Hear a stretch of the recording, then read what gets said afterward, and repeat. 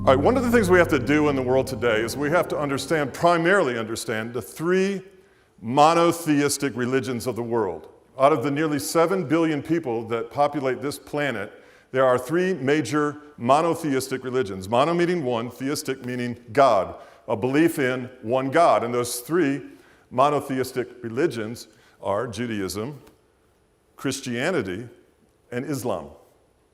Now, first of all, before we go any further, what is a religion? Let's get on the same page with that. A religion, by definition, is an organized set of beliefs. It is a system in which a set of beliefs can operate and be experienced. And in that system, we call that a religion. We need the word religion. We need a system in which to ascertain our beliefs and evaluate them and discern them in light of other things. So most all three monotheistic religions have this system, and they all have something in common. The world today is talking about what these three religions have and their differences, but very few are talking about what these three religions have in common. Most religions, and these included, have some sort of confession.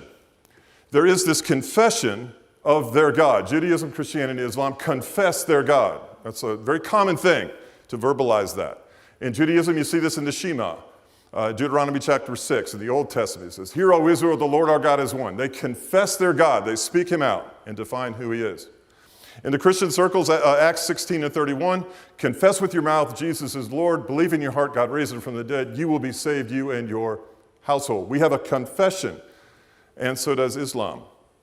We'll get to that in a moment. The second thing that you notice about these three religions is they all incorporate prayer. So there's a lot more overlap than we actually realize. They pray. Jews pray, Christians pray, Muslims pray each to their God.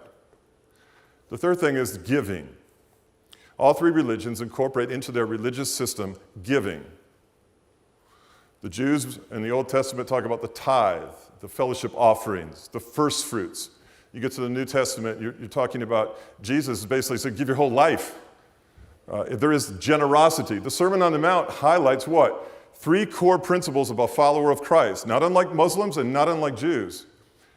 Disciples give, and they fast, and they pray.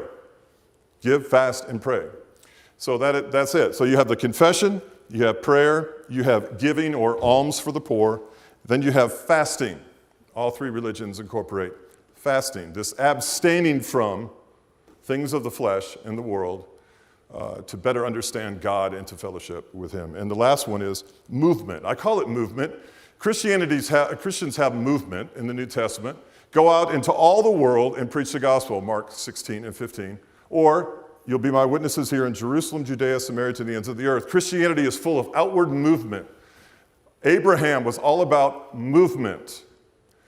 Go to the promised land, the land that I will show you, the land flowing with milk and honey. There's a lot of movement in Judaism and Christianity and in Islam as well. Now, all that I've talked to you about thus far, all three monotheistic religions have in common. Islam has formalized theirs, and we know their commonality to the other religions known as the 5 pillars of Islam.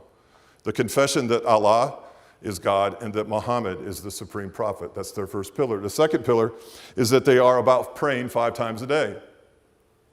They pray just like Jews and like Christians. The third thing is almsgiving. 2.5% of the first 1% of their income is to go to the poor, and then they have free will offerings at the mosques.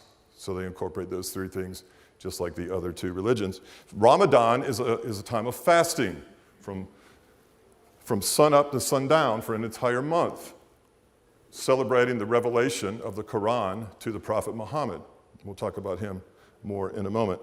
And the last movement aspect of Islam is the pilgrimage or the Hajj, the once-in-a-lifetime pilgrimage to Mecca. A Muslim, to secure salvation and eternal life, must go to Mecca once in his lifetime, walk around the Kaaba stone, and fulfill that pilgrimage. There's your 5 pillars of Islam. So far, that monotheistic religion is not that different than Christianity, and certainly not that different than Judaism.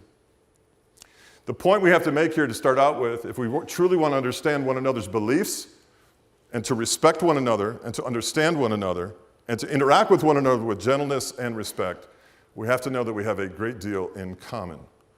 Judaism, Islam, and Christianity. A great deal of overlap.